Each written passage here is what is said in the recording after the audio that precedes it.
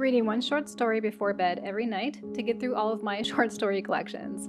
So last night I was really tired and I just wanted to read something not too long, so I found a short story here in Night Shift by Stephen King called Night Surf. Night Surf is about a group of people who are going out to the beach at night, and we get to kind of like see some of their relationships to each other and also some memories and some hints as to what is going on with the world, because a lot of the people who used to inhabit the world are gone. And so we're slowly finding out what happened here. It's an okay story. It's not the most... It was okay. The main character is pretty mean and taunting to his girlfriend, who is a bigger girl, and he just kind of does this throughout the whole story, and I wasn't really sure why, because what does that have to do with the story? I'm not sure.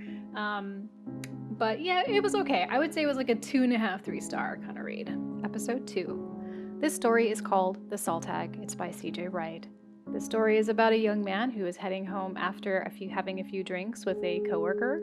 On his way home, his mom is calling him, wondering why he's not at home with her, and he reassures her that he will be there soon. However, he gets distracted by a memory that he has of a location that's not too far from where he is, and he starts thinking about this memory, and it's about when he was a kid, and one of his friends, one of his mates, ends up missing, and him and his friends go looking to find him because they think the Salt Hag has gotten him. The story was pretty fun. I did enjoy it. It did have a lot of really long sentences for some reason, but I did enjoy it. It had some cool imagery. I gave it 3.5 stars. Episode 3, The Black Wallpaper by Cynthia Pelayo. This story is about a businesswoman who has just been promoted to VP at her company, and her husband has planned for them to stay at a historic hotel in Chicago to relax and just not have to think about work and celebrate her promotion.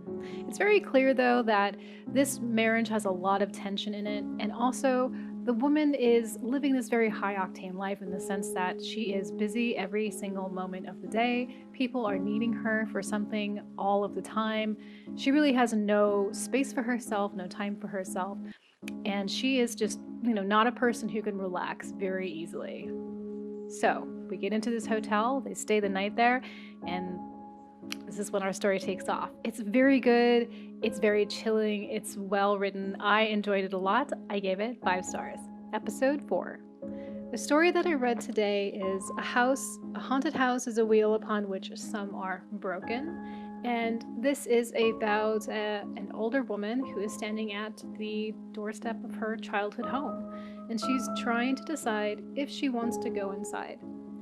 This is a big decision for her because there's a lot of painful memories inside of the house and ghosts of all types waiting for her there. So we get to help her along with that, though, because it's written in a choose-your-own-adventure style format, which is pretty fun.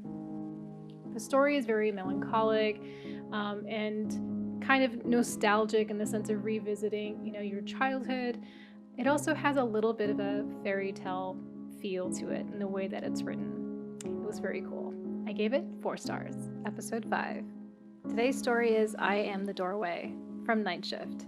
This story is about a retired astronaut. And he's not retired because he's old and he's frail.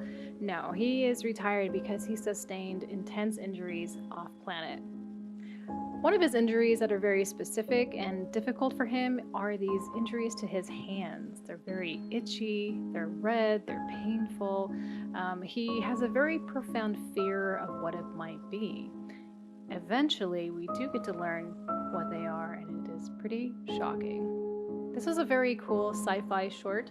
I really liked some of the concepts in here, and it was really fun. Like, I had a really good time reading it. So I gave this story 5 stars.